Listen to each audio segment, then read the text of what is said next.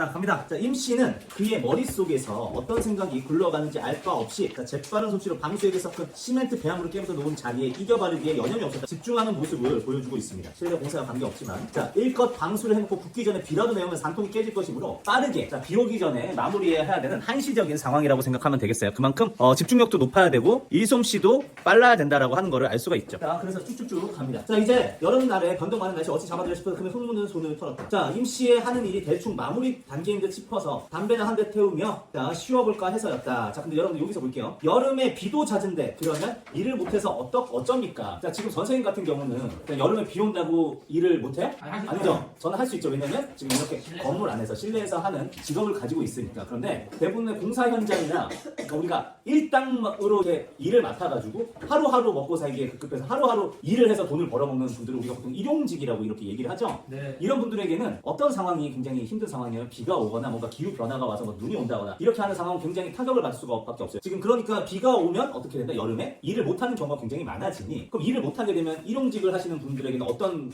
타격이 옵니까? 돈을 벌지 못하는 타격이 오잖아요. 근데 이제 여러분들 이 제목이 뭐였는지 혹시 기억하세요? 비가 오는 날에 가리봉동에 가야 한다라고 했죠. 근데 간다가 아니야. 가야 한다는 약간 뭐 have to, 뭐 must. 야, 진짜 오랜만에 영어 써보는 것 같아. 진짜 영어 계속 안 썼거든. 그런 느낌, 무언가 임무 같은 그런 느낌으로 다가갈 수 있죠. 그래서 지금 이 질문에 대답하는 임 씨의 말을 한번 들어볼게요. 비가 오면 비가 오는 대로 할 일이 있었죠. 비가 오면 또 다른 벌이가 있어요? 라고 하는데, 비 오는 날에는 뭐 한다? 가리봉동에 가야 합니다. 자, 이게 지금 제목과 연결되는 아주 중요한 건데, 우리가 뒤에 보면은 교과서 63페이지 아마 학습활동 3번이었던 걸로 기억을 해요. 거기에 사실은 가야 하는 이유가 나옵니다. 우리가 뒤에 학습활동에서 좀 만나보도록 하겠습니다. 임 씨가 잠시 일손을 멈추고 알 수 없는 표정을 언뜻 지었다. 여러분들이 우리가 영화 같은 거 보면은 무언가 궁금증을 자아내는 부분들이 있잖아요. 어떤 사람이 아리송한 이런 표정을 지었다고 하면 영화에서는 보통 그거를 나중에 결말 부분쯤에 왜 이런 표정을 짓고 이런 행동을 할 수밖에 없었는지에 대한 답이 나옵니다. 우리도 학습활동에서 이 사람이 나중에 마지막 결말 부분에서 대답하는 걸 보면 알 수가 있어. 자, 어떤 이렇게 힘든 일을 매일같이 계속했으면 비 오는 날 하루쯤은 쉬어야 할 게 아닌가 하고 말해주려다가 그는 입을 다물었다. 누군도 쉬지 않을 거냐마는, 자, 하루에 두 끼 라면으로 배를 채우는 식구들을 거느린 가정으로서 사실은 넉넉하지 못한 형편을 드러내는 부분이라고 생각하면 되겠습니다. 자, 어찌 비 오는 날이라고 하여 아랫목에서 뒹굴기만 하겠냐는 그런 생각이 미쳤던 것이다. 자, 이제부터 여기서부터가 절정이에요. 알겠죠? 여기서부터 절정입니다. 절정에서는 갈등이 가장 최고조로 되는 그런 부분이라고 할 수 있는데, 지금 대놓고 표면적으로 지금 임 씨하고 그하고 혹은 아내하고 싸우는 건 아니죠. 그러나 지금 이 사이에서 나름의 긴장 관계가 형성되어 있는 부분이 있다면, 긴장도가 최고조로 올라가면 이것도 역시 절정이라고 생각하시면 되겠습니다. 반드시 표면적인 갈등이 나와야만 되는 건 아니에요. 그럼 여러분들이라고 하면은 지금 공사를 해주고, 자, 이 공사에 대한 견적이 나와서 18만원, 지금으로 따지면은 최소 60만원 이상의 금액이라고 할 수 있는데, 자, 거기에 대해서 왜 처음에 일을 맡겨놓고 나서 의심이 생겼지? 왜 불신이 생겼지? 그쵸? 자기가 전업으로 하는 게 아니고 그냥 한철만 이렇게 하는 일이기 때문에 그 정보를 들으니까 불신이 생긴 거야. 근데 지금 굉장히 일을 열심히 하고 있죠. 그럼에도 불구하고 아직 불신이 사라진 건 아니라는 얘기입니다. 아니라 간단하게 여겼던 옥상의 공사는 의외로 시간을 끌었다. 자, 이 옥상의 공사는 원래 공사가 아니고 추가적으로 부탁한 공사예요. 자, 추가 공사라고 한다면은 사실 이 사람은 원래 자기가 맡았던 걸 이미 다 끝낸 상태야. 근데 봅니다. 홈통으로 물이 빠질 수 있도록 경사면을 맞춰야 하는 것도 시간을 더디게 했고, 깨놓은 자리와 기왕의 자리의 이음새 사이로 물이 새지 않도록 면을 고다가 조금씩 더 깨부숴야 하는 추가 부담이 잇따랐다라고 얘기를 했으니, 지금 여기서 나와 있는, 자, 여기서부터 여기까지는, 자, 옥상 공사의 어려운 부분 이라고 할 수가 있어요. 즉 만만치 않고 까다로운 일이라고 하는 걸 알 수 있죠. 그런데 이 까다로운 일을 할 때 보통 그 사람의 진면목을 볼 수가 있습니다. 우리가 어떤 일을 부딪혔을 때 까다로운 일임에도 불구하고 끝까지 몰두해서 마침내 마무리 시켜버리는 사람도 있는 반면에 어영부영 피해서 계속 미루는 사람이 있을 수도 있죠. 그런데 우리가 보통 돈을 받고 하는 일은 어떻게 해야 돼요? 대충 해야 돼요? 더 철저하게 해야 돼요? 네, 그게 사실은 프로의 마인드거든요. 이 사람은 사실 전업은 아니었어. 그럼에도 불구하고 지금 어떤 태도를 보이고 있냐면, 이미 밤이 시작된 거나 진배 없이 이웃집 창문 하나둘씩 불이 밝혀졌는데, 그런데도 임씨는 만족하다 싶을 때까지 일손을 놓고 싶지 않은 모양이다. 이리 재고 저리 재고 그러고도 모자라 이왕 덮어놓은 곳을 한 번에 으깨어버리고 또 새로 흙먼지를 거듭하보냈다. 옆에서 보고 있자는 임씨는 도무지 시간 가는 줄 모르는 사람 같았다. 자, 이 사람은 여러분이 생각할 때 비록 이 사람은 연탄이 본업이지만 본업이 아니라고 하더라도 프로입니까? 프로죠. 네, 프로죠. 네, 그쵸. 그래서 완전 그러니까 몰두를 하고 책임감을 다하는 모습을 가지고 있는 거야. 그냥 도망치는 모습이 아니야. 그래서 이 사람의 태도만 봐도 아, 굉장히 훌륭한 사람이다라고 하는 거를 알 수가 있죠. 몇 번씩이나 옥상에 얼굴을 디밀고 일의 진척 상황을 살피던 아내도 왜 사실은 아내는 계속 몇 번씩이나 들여다봐요? 걱정돼서. 왜 걱정을 하냐면 믿지 못해서야. 불신이란 말이야. 근데 불신의 태도를 가지고 있던 아내도 마침내 질렸다는 듯 입을 열었어. 그러니까 아유 대상해주세요. 날도 어두워졌는데 어서들 내려오시라고요. 자, 내 일인데 당연히 우리 집 공사를 하는 거면 완벽하게 해주길 바랄까요? 대충 해주길 바랄까요? 그럼에도 불구하고 이 당사자가 질릴 정도로 이 임씨는 정말 열심히 하고 있는 걸 보면서 대강 해주세요라고 하는 말을 하는 거죠. 근데 다 되어 갑니다 사모님. 하던 일이니 깨끗이 손바들이약지요. 다시 방수책을 완벽하게 하고 이음새 부분에 손바닥으로 몇 번씩 문대어 보고서야 임씨는 자 허리를 일으켰다. 자, 이 부분까지 일으켰다. 이 부분까지 보시면 결국에는 임씨는 성격을 알 수가 있죠. 어떤 부분의 성격? 일단 일하는 타임만 봐도 꼼꼼한 성격인 걸 알 수 있고 그냥 사람과의 관계에 있어서도 어떤 성격? 책임감 있는 성격. 아, 그거 바로 여기 밑에 나와 있네요. 자기가 맡은 일을 철저하게 해내는 책임감. 근데 결국에는 이 키워드 꼼꼼한 책임감만 여러분들 아시면 된다는 거 말씀을 이렇게 드립니다. 자, 그러면 그 다음으로 갈게요. 자, 임씨가 일에 몰두해 있는 동안 그는 숨소리를 내지 않고 일하는 양을 지켜보았다. 자, 저 10손가락에 박인 공의의 대가가 기껏 지하실 단칸방만큼의 생활뿐이라면 좀 너무하지 않나 하는 안타까움이 솟아오르기도 했다. 자, 이거는 누가 안타까움을 누구를 바라보며 품었다는 얘기니? 누가 누구를 보면서 느낀 안타까움이야? 그가 임씨를 바라보면서 느낀 안타까움이죠. 지금 여기서 우리 서술적 특징을 좀 잡아두고 갈게요. 이거는 여러분들이 좀 잡아주시길 바랍니다. 자, 이걸 우리가 뭐라고 해요? 우리가 보통 이 시점을 전지적 작가 시점이라고 얘기를 해요. 전지적 작가 시점이라고 하니까 모든 전자의 알지자잖아. 뭐까지 아냐면 그냥 관찰자 시점은 그 사람의 행동이나 대사와 같은 그런 표면적인 것만 묘사를 하고 서술을 해주지만 전지적 작가 시점은 생각각이지 전달을 해준단 말이에요. 그러니까 지금 여기 전지적 작가 시점인 걸 알 수 있는 단어가 안타까움이죠. 이 안타까움이라는 그 심정 자체가 나와 있으니까. 근데 우리가 여기에서 나오는 서술적 특징을 보면은 계속 누구의 시점에서 이야기를 하게 되냐면 사실은 그라는 사람이 임씨를 바라보는 거에 계속 초점을 맞춰가지고 진행을 하고 있어요. 그러니까 그가 임씨를 바라보는 생각, 그가 임씨에 대해서 어떻게 여기는지에 대한 마음 이런 것들을 직접적으로 조명을 해주고 있단 말이야. 이렇게 다 모든 인물들의 생각을 다 골고루 얘기하는 것보다는 한 특정 사람의 생각을 초점을 맞춰가지고 얘기를 하고 있으니 이거를 뭐라고 얘기를 하기도 하냐면 초점화자라고 얘기를 합니다. 초점화자, 초점화자라고 이렇게 얘기를 합니다. 그래서 여러분들이 지금 이 문장만 가지고 봐도 두 가지를 여러분들이 잡아낼 수 있어요. 일단 전지적 작가 시점이라고 하는 건 뭘로 잡아냈죠? 안타까움이라고 하는 심정에 그대로 직접적으로 서술했다는 측면에서 전지적 작가 시점이라는 걸 알 수 있는데 초점화자인 것도 여기에서 알 수 있습니다. 보통 여기에서 나오는 이야기가 대부분 그가 임씨를 바라보는 것을 초점으로 잡아서 이야기가 진행되고 있죠. 그러니까 이거는 초점화자를 두고 전지적 작가 시점으로 이야기를 전개를 하고 있다. 이렇게 여러분들이 생각을 하시면 됩니다. 알겠죠? 그래서 이 두 가지는 꼭 여러분들이 생각을 해주시길 바랍니다. 자, 갑니다.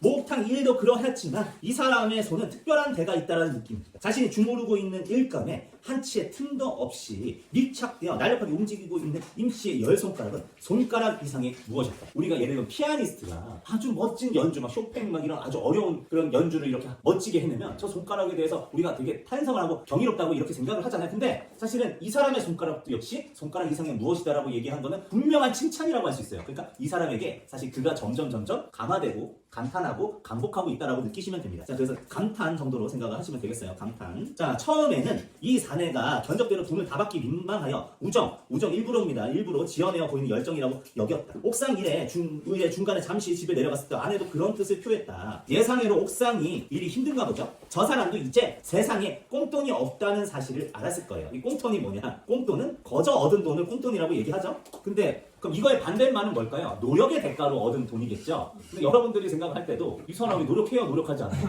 네, 근데 굳이 이렇게 꽁돈이라는 말, 꽁돈 없었다는 거 알아야 돼요. 내가 돈을 주는 사람이니까 되게 뭔가 지위적으로 자기가 더 높은 것처럼 이렇게 표현을 하고 있어. 이런 말투로 봐서도 지금 아내의 성격 정도를 유추할 수 있는데, 하지만 우정 지어낸 열정으로 단정한다면 당한 쪽은 되려 그들이었다. 밤 8시가 지나도록 자벽부 노릇을 시달린 그도 고생이었고, 불어 만들어 시킨 일로 심적 부담을 느끼는 아내 역시 안절부절 못했으니까 결국에는 꽁돈으로 뭐 대충 하는 거 아니야 이런 의심 자체가 이제 점점 오해가 풀리고 부식되는 과정이 이렇게 그려지고 있는 부분이에요. 아내는 기다리는 동안 술상을 보아놓고 있었다. 자, 손발을 씻고 계단에 나가 옷에 먼지를 털고 들어온 임씨는 8시가 넘어선 시간을 보고 오히려 그들 부분에게 미안해하였다. 오늘 너무 늦게까지 이거 고생이 너무 많으십니다. 사장님은 더 말할 것도 참 조성하게 되었습니다. 사실은 자기는 일을 최선을 다한 건데 본인이 먼저 미안하다라고 얘기를 하는 거죠. 봐서도 이런 태도를 봐서도 이 사람이 성격이 어떤 성격인 걸 알 수 있지? 굉장히 배려가 넘치는 그리고 겸손한 성격이라고 생각을 하면 되겠습니다. 그랬습니다. 안방에서 아이들을 보고 있던 노모가 대신 임씨의 노고를 치하해 주었다. 여기에 어머님이 같이 사시나 봐요. 아유 젊은 사람이 일도 잘하네. 늦으면 내일 하고 쉬었다 한 번 좋을 끼구만. 일 무서운 줄 모르는 걸 거의 앞으로 잘 살게요 하면서 자 노모의 덕담을 임씨는 무릎을 꿇고 두 손을 짚은 채 들었다. 아까가 배려라고 한다면 요거는 어떤 거냐? 공경입니다.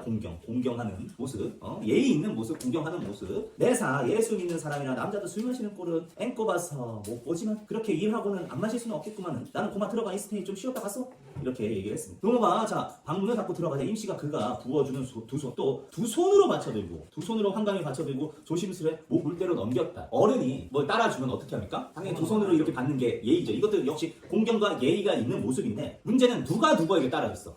그가 임씨에게 따라줬단 말이에요. 이거 왜 이러십니까? 편히 드십시다. 나이도 서로 엇빛을 할 텐데 말이요. 선생님하고 나이가 연배가 비슷하신 분이 누가 있으려나? 선생님이 민탁쌤. 맞아. 전태 선생님 아마 89년생이실 거고 제가 81년생, 아마 신승교 선생님 82년생 이렇게 아마 연배가 비슷할 것 같은데 같이 연배가 비슷한 사람이 이렇게 따라줄 때 이렇게 하는 것도 어떻게 보면 좀 부담될 수 있으니까 이런 말을 한 것 같아요. 자 그런데 그렇게 말을 했어도 자 요거 중요합니다. 자 봅니다. 어디다가 여기 노란색 할게요. 자 그는 임씨의 나이가 그보다 훨씬 많으면 왠지 괴롭겠다라는 기분을 지을 수가 없었다라고 했는데 자 봅니다. 찬바람이 불면 다시 검den치나 연탄 배달에 나서야 하고 여름에 오면 정식으로 간판 달고 일하는 별빛집 동료들이 손이 달려야만 넘겨주는 일감. 그러니까 본업이 아니고 다른 사람이 하다가 너무 손이 모자라니까 그래서 사실 본업은 아니어도 이런 전업으로 하시는 분이 이렇게 소개를 할 정도면은 제가 생각하기에 이 임씨는 훌륭한 사람이다. 그럼에도 불구하고 전업이 아니기 때문에 여름 때는 겨울 때랑 다르게 한철 장사 그리고 틈나는 대로 겨우 조금씩 얻어가지고 할 수밖에 없는 아까 말한 정말 그대로 일용직 근무자라고 볼 수밖에 없는 거죠. 그래서 여기 이렇게 나와요. 하루 벌어 하루 먹고 사는 이게 아까 선생님이 얘기한 어떤 거 일용직 노동자라고 생각하면 되겠습니다. 사장님 분명 몇이시지요? 저는 토끼띠 36 아닙니까? 라고 임씨가 36 토끼띠라면 그는 35 용띠였다. 좀 한 살 어려. 근데 옆에 앉아서 지갑을 열었다 앉았다 하던 아내가 얼른 이 양반은 35 용띠예요 라고 얘기하려는 게 생각이 되어 있는 거야. 근데 갑자기 이렇게 나서는 걸 갈아치고 그래요? 나는 토끼띠지요. 서로 동갑이군요. 아내가 기가 막히다는 얼굴로 쳐다봤어요. 자 여기서 나이를 속입니다. 이 부분이 나이를 속인 부분이에요. 아내는 왜 기가 막혔을까? 당연히 거짓말 했으니까 기가 막히지. 근데 아랑곳하지 않고 동갑 기념이라고 또 한 잔의 술을 그의 잔에 넘치도록 부었다. 한 살 정도만 보태는 것으로 거짓말의 양을 줄일 수 있는 것이 몹시 다행스러웠다. 지금 한 살 정도로 타협을 본 게 참 다행이다라고 했으니까 만약에 두세 세 살 차이가 났어도 이 사람은 어떤 생각이었어? 거짓말을 하고 나이를 맞출 생각이었어. 왜 그럴까? 왜 그럴 거라고 생각해? 보통은 나이가 적으면 우리나라에 나이가 중요하니까 자기가 낮추기 싫어서라고 보통의 경우라면 이럴 건데 지금 이 경우는 달라요. 다르기 때문에 지금 옆에 날개 질문이 있는 겁니다. 자, 이 날개 질문을 좀 적어주시길 바라는데요. 임씨가 고용했잖아요. 어찌됐든 선생님이 그 소시민이라는 단어 말씀드렸어요? 네, 저번에 소시민이 서민하고 부르주아 그 자본가 사이에 있는 계층이라고 했죠. 어쨌든 어렵사리 연립주택을 장만을 했어. 서울 근처에 수도권에 집을 장만을 했다고. 그런데 지금 임씨는 어디 살아요? 지금 아까 나왔잖아요. 지하 단칸방에 산다고요. 그러면은 아무래도 경제력적인 측면에서는 누구는 소시민이고 누구는 서민? 자, 임씨가 서민이고 그쵸? 그가 소시민 정도라고 여러분이 생각을 하시면 될 것 같아요. 알겠죠? 그런데 어쨌든 내가 고용하고 내가 돈을 부리고 있잖아. 이분을 노동을 시키고 있잖아. 근데 그가 임씨보다 사실 어린 사실을 알면은 임씨가 스스로 비참해 할까봐 걱정해서 배려를 한 거예요. 저 사람 나보다 어린데 나보다 잘 사네.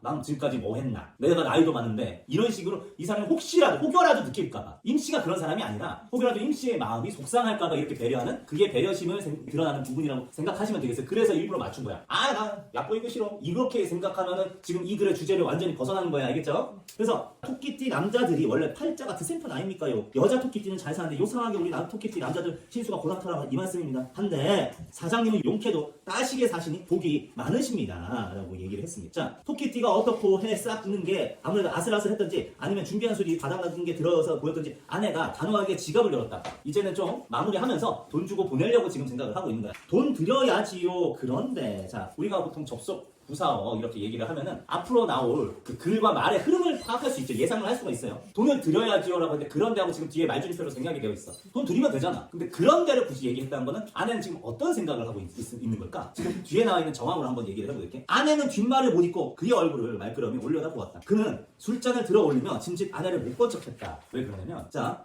역시 여자는 할 수 없어. 이 부분에서 생각을 알 수가 있는 겁니다. 자 여자는 어쩔 수 없어 이렇게 얘기를 한 건데 자 이런 표현 여러분들 들으면 어떨 것 같아요? 역시 남자란 어쩔 수 없는 존재야. 이런 식으로 얘기 들으면 여러분 어떨 것 같아요?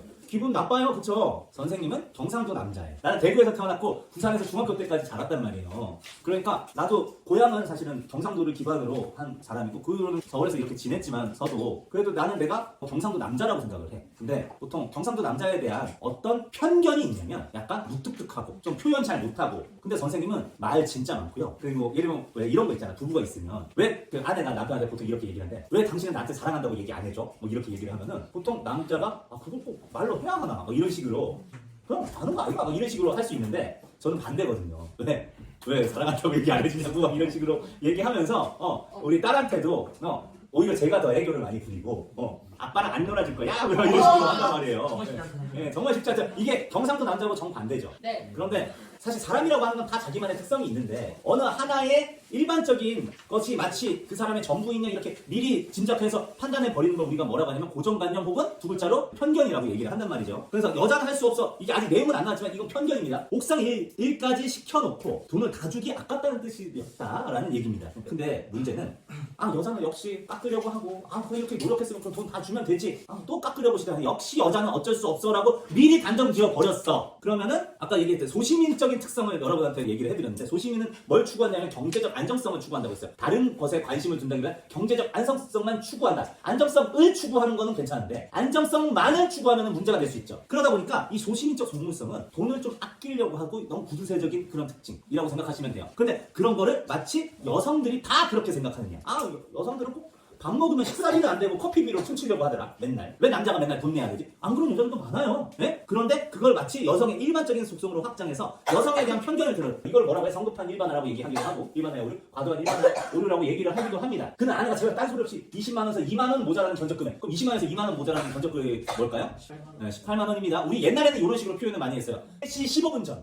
몇 시입니까 정확하게? 3시 45분 전. 근데 요새는 이런 표현 잘 안 하는데 얘는 진짜 많이 이렇게 얘기를 했어요. 그때 임씨가 먼저 돈을 휘휘 젓고 나섰어요.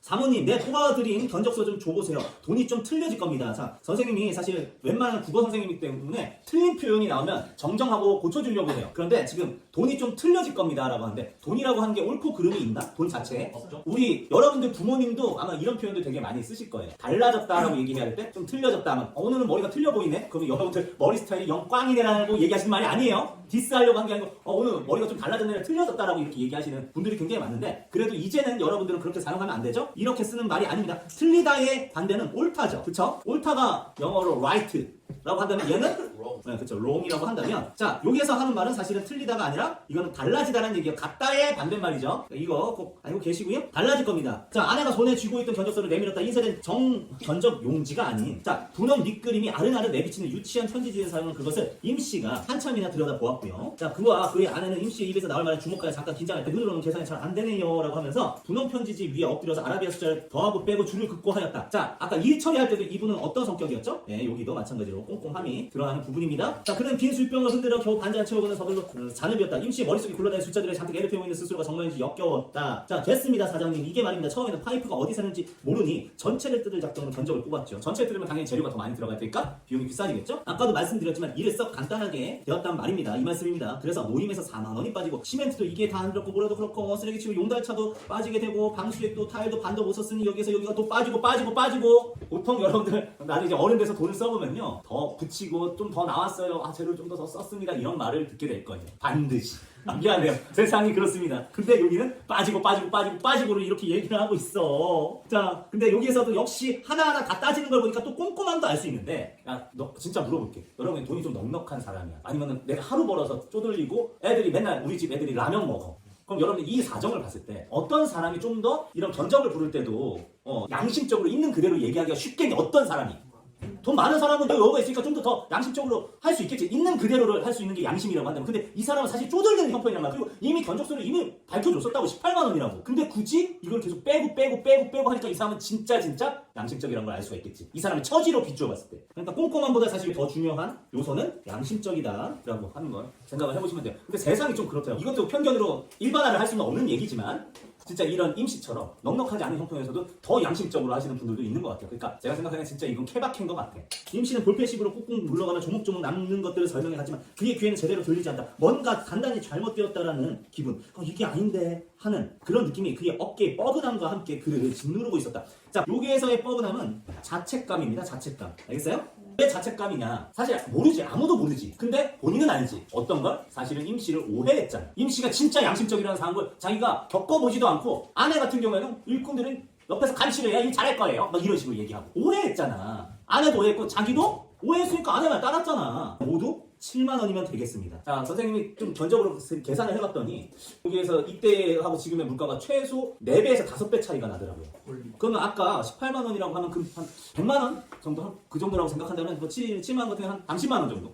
자, 선언하듯 임씨가 문촉 편지지를 아내에게 내밀었다. 놀란 것은 그보다 아내 쪽이 더 심했다. 7만 원이요? 옥상은 지금 사실은 욕실만 한 게 아니고 옥상도 했잖아요. 옥상에 들어간 재료들이 여기 다 들어있으면 그거에 몇 푼이야. 그럼 우리가 너무 미안해서 원래 깎으려고 생각했던 아내 마음가 봐서도 너무 적은 금액이야. 아내가 이번에는 호소하는 눈빛으로 그를 쳐다보았다. 계산을 다시 해봐요. 처음에는 18만 원이라고 했잖소. 아, 이거 돈을 더 내시겠다는 말씀입니까? 에이, 사장님, 제가 어디 꽁리를 해줬나요? 조목조목 다 계산에 넣었습니다요. 옥상이란 품값은 지가 서비스로다가 서비스? 그는 아연해서 임씨의 말을 되받았다. 그럼요, 저도 서비스할 때 서비스도 하죠. 그는 입을 다물어 버렸다. 뭐라 대꾸할 말이 없었다. 근데 이제 이렇게 얘기를 해요. 토끼 뛰면서도 사장님이 왜 잘 사는가 했더니 역시 그렇구만요. 다른 집에서는 노임 한 푼이라도 더 깎아보려고 온갖 트집을 다 잡는데 말입니다. 자, 제가요 이 무식한 노가다가 한 말씀 드리자면요. 앞으로 세상 사시려면 그렇게 마음이 물러서는 안 됩니다. 응? 저는요 받을 거 다 받은 거니까 있다. 겨울 돌아오면 우리 연탄이나 갈아주세요. 자, 이렇게 얘기를 해요. 자, 우리가 어떤 상황이 있었죠? 불신하고 의심을 하는 상황이 있었죠? 선생님이 이 부분이 절정이라고 얘기를 했죠? 왜 그런 식으로 지금 임씨에 대해서 불신했냐면 이 사람 본업이 아니니까 돈 받은 일을 제대로 못할까봐 걱정을 했던 거야. 근데 돈 받은 일을 정말 제대로 했고 이제 돈을 주는 과정이니까 클라이막스가 온 거지. 근데 이 클라이막스에서 어떤 느낌을 가지게 되느냐? 부끄러움의 느낌을 가지게 됩니다. 왜? 처음에 의심을 했는데 오히려 이 사람이 나를 걱정을 해주고 그리고 더 양심적인 이런 모습을 보여주고 있으니까 스스로 하여금 부끄러움을 느끼게 하고 또 반성을 하게 하는 거죠.